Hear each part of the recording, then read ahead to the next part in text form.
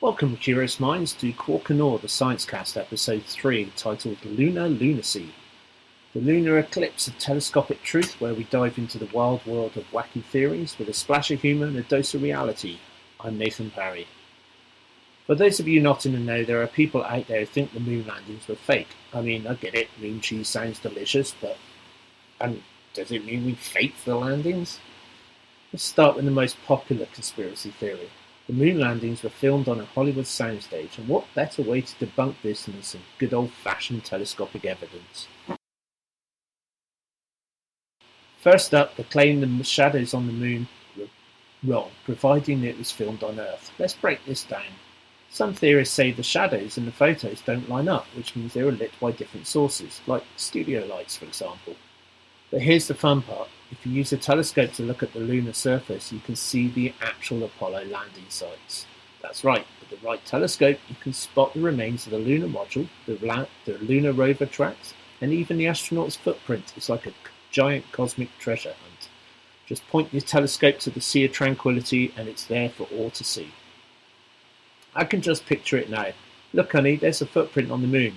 Better get the moon mop and just clean that up so people don't think we landed there. And for those with super telescopes, you can actually see the Apollo 15, 16 and 17 rover and the tracks that they left behind. And if the landings are faked, that is one impressive art department who know how to land on the moon and create fake tracks. Moving on to another theory, the flag waving debacle. This one always gets me going.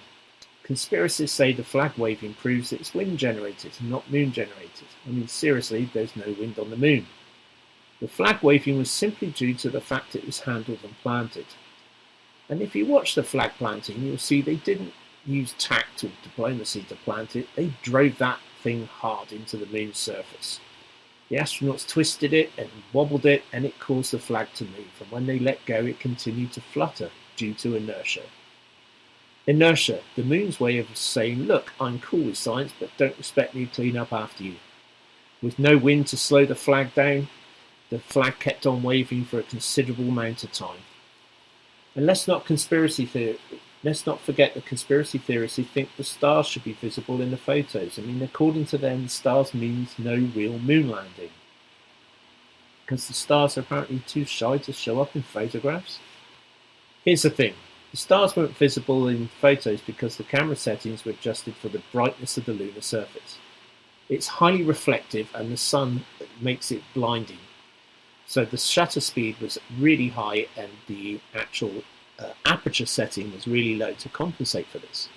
Therefore, the tiny twinkles of lights you see in the sky didn't show up. Try taking a picture of the stars with your phone or camera set on sports mode or high-speed shutter mode, and you won't see them, even in the darkest of night, because the starlight is actually too faint for cameras to pick up. Now, telescopes don't need to worry about camera settings, so you can see the moon's surface in high detail. And it's a great way to see that, yes, humans have been there, and no, the moon isn't just a giant Hollywood backdrop.